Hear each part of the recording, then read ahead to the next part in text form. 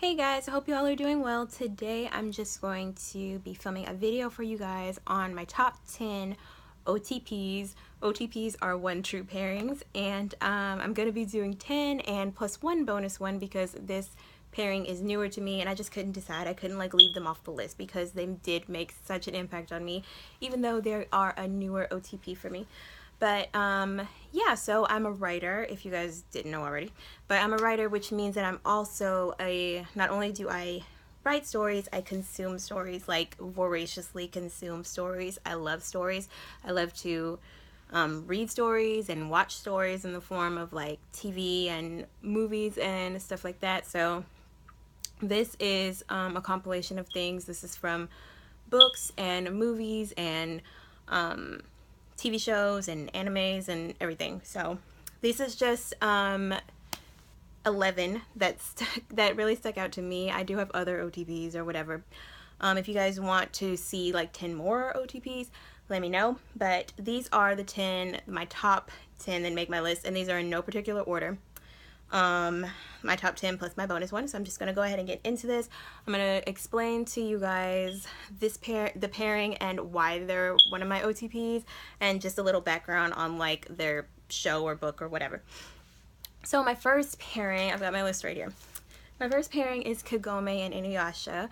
So these are from the anime Inuyasha, and Inuyasha was basically my first anime. Well, I'd watched anime before. I'd watched like Dragon Ball Z and like Sailor Moon and stuff, but this was like my first real anime. Not that, not bagging on Sailor Moon or Dragon Ball Z or anything, but this was the first one where the story like really resonated with me, and I was older too, so maybe like that's why the story kind of stuck with me. Plus, Inuyasha deals with like a lot of things, like kind of social issues and like outcast issues and things like that. It's a little bit more mature. So I love this pairing because Kagome and Inuyasha are basically exactly what each other needs. Like, she teaches him how to be weak, what he sees as weak, teaches him how to love and care about people and let people in, and he teaches her how to be strong, how to stand up for herself, how to, stand on her own 2 feet, how to, take responsibility for her actions and things like that. So the story basically starts out, Kagome is like a normal junior high school girl, and she basically time travels to the past, and she meets Inuyasha, and they go on all these adventures and stuff, and you guys can check it out. It is very, very long. It's a long series, but super worth it. At the end, it's a wild ride, and it's fun like every step of the way. Great characters, great storyline, great voice acting on the English dub. I do watch all my animes in English dub. I don't have time to be doing all that reading on screen and stuff. So yeah, Kagome and Inuyasha. Like I said, these are in no particular order. I just wrote some stuff down. The next pairing is a newer pairing to me, but this isn't the bonus pairing that I put on here, so just keep that in mind. My next pairing is from the TV show The 100, or The 100, however you want to say it. I'm from Texas, so I say The 100. I'm Southern. They are Bellamy and Clark. So The 100 is basically a futuristic TV show. Basically, the Earth has been destroyed, and 100 teenagers are sent down to the world 97 years later to see if it's inhabitable. And they've got all these hardships and stuff that they go through, and through it all, like, Bellamy and Clark are right by each other's sides, kind of helping each other lead and take care of everyone, and just developing their relationship. And it starts off as like a hate relationship, and it kind of goes into love-hate, and then they realize that they need each other, and it's a slow burn kind of relationship. And this their relationship is kind of still in progress. I don't know if they're going to end up together or not, but regardless, they're still my OTP. And some of these OTPs, you guys, like, they didn't end up together, but they're still my OTP. So, like, if I was writing the story, they would have ended up together. Like, the next couple I'm going to mention is Jacob and Bella from Twilight. They are my OTP, you guys. I can't deal with like Edward and Bella. I don't have anything against Edward. I just feel like Jacob is so much better for her. It would have fit so much easier into her life. Like they say in the book, like, it would have been easy as breathing. He was so in love with her, and they were you know, childhood best friends, and she moved back, and it's like, it would have been like the perfect scenario. And I just think there's something so sweet about his love for her and stuff. So yeah, I would have put Jacob and Bella together with Twilight. Oh, sorry about this. Well, spoilers for anybody who, whatever. But when you clicked on this video, you knew there was going to be spoilers, right? Okay. My next one is Mary and Francis from the TV show Reign. Reign wrapped, I think last year. It's 4 seasons long. It was a CW show. And it's basically tells the story of Mary, Queen of Scots.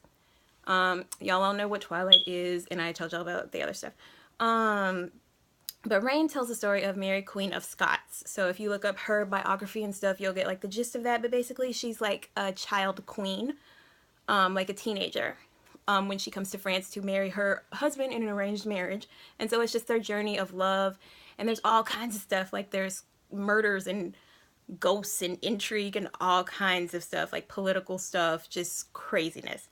But it's so fun, and their love story is so sweet, from how it's like they're friends when they're kids, and then they're at odds, and they've got to be rulers and leaders, but they have to, you know, take care of the love side of themselves, you know, between each other. Like, they love each other, but they still have to put their countries, their individual countries first, because she's the Queen of Scotland, he is the Dauphin of France.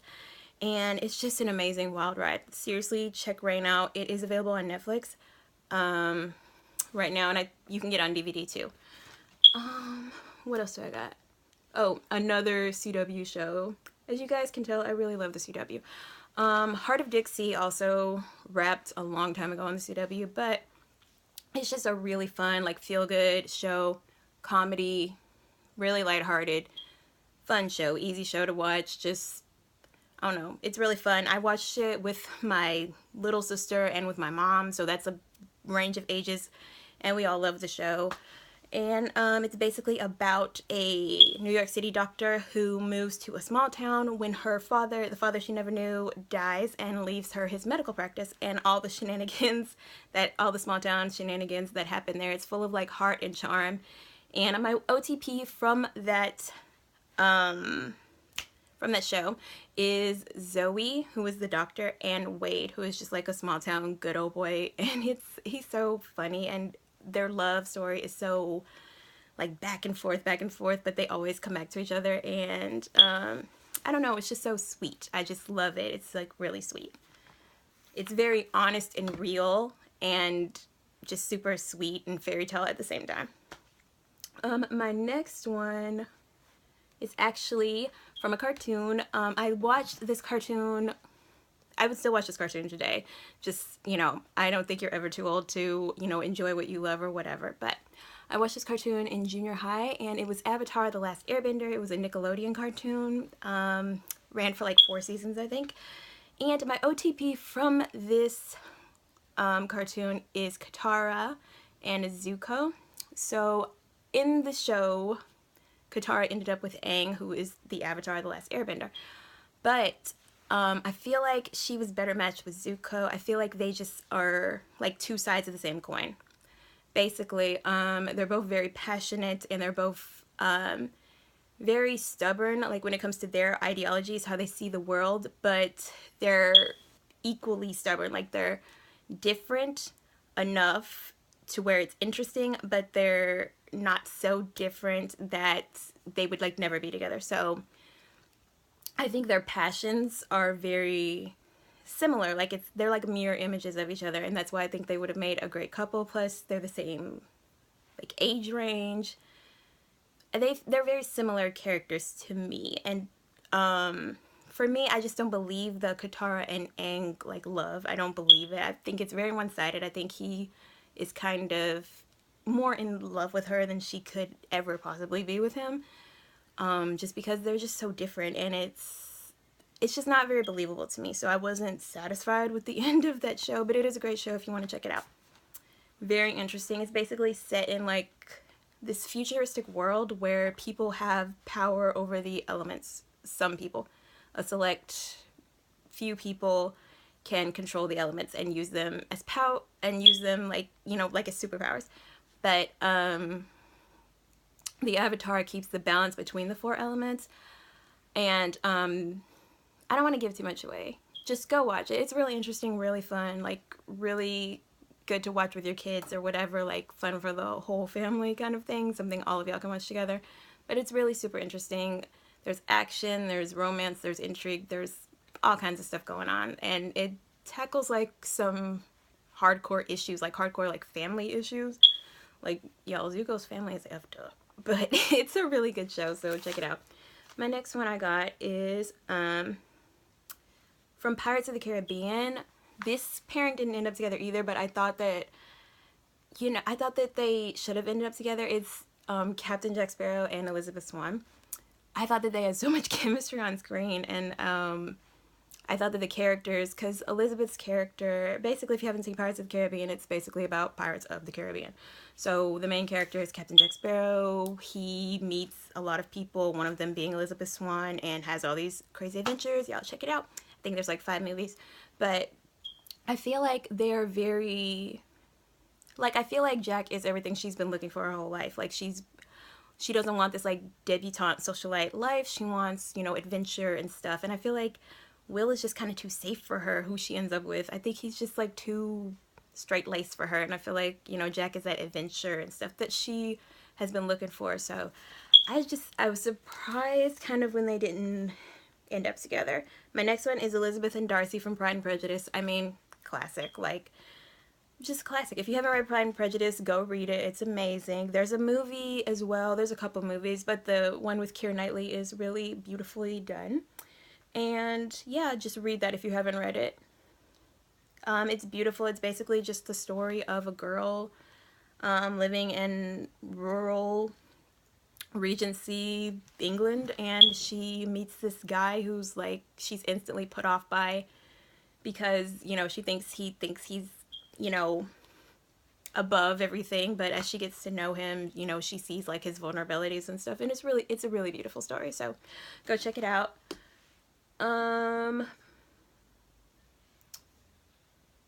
Who else do I have? Oh, Pocahontas and John Smith from the Disney version of Pocahontas. Y'all, Pocahontas is my all-time favorite Disney princess. It's my all-time favorite Disney movie. Love, love, love. And I love the pairing of these characters. Pocahontas 2 does not exist. It does not exist for me. But y'all, it's such a beautiful love story. It's like a beautiful, tragic, like Romeo and Juliet type of love story. Like, they want to be together, but circumstances tear them apart, and it's beautiful, and their love like ends up stopping a war. Like, how does it get any better than that? So it's a beautiful movie anyway. If you know, are not into romance or anything, the animation is gorgeous. And yeah, I just really, really love those characters. I'll have a soft spot in my heart for all time for those characters, because like I fell in love with them when I was a child, and I still love watching that movie like to this day. My next pairing is Sayuri and Nobu. They're from the book / movie Memoirs of a Geisha. I've read the book and watched the movie. I am this type of person, I can kind of see beyond what, as a writer, I kind of see beyond what characters want and see like what they need. And I feel like Nobu needed Sayuri more than the chairman did, and I feel like as a woman, like, we kind of are sweeter.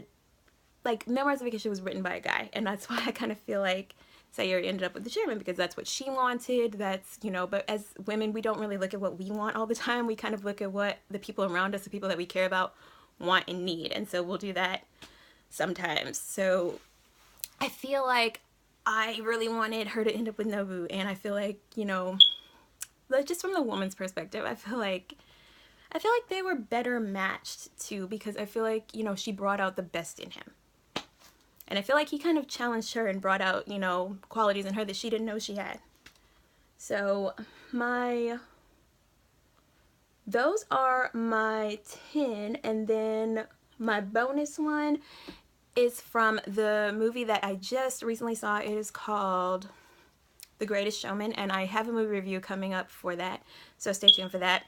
But I loved this movie. It was beautiful, amazing. But I'm going to talk about the ship, the OTP that I have for this movie, and that is Philip and Anne. Again, star-crossed lovers, just like Romeo and Juliet, Pocahontas and John Smith, just star-crossed lovers. And their love story is so beautiful, and it's like a silent love story, which I think I heard Zendaya, who played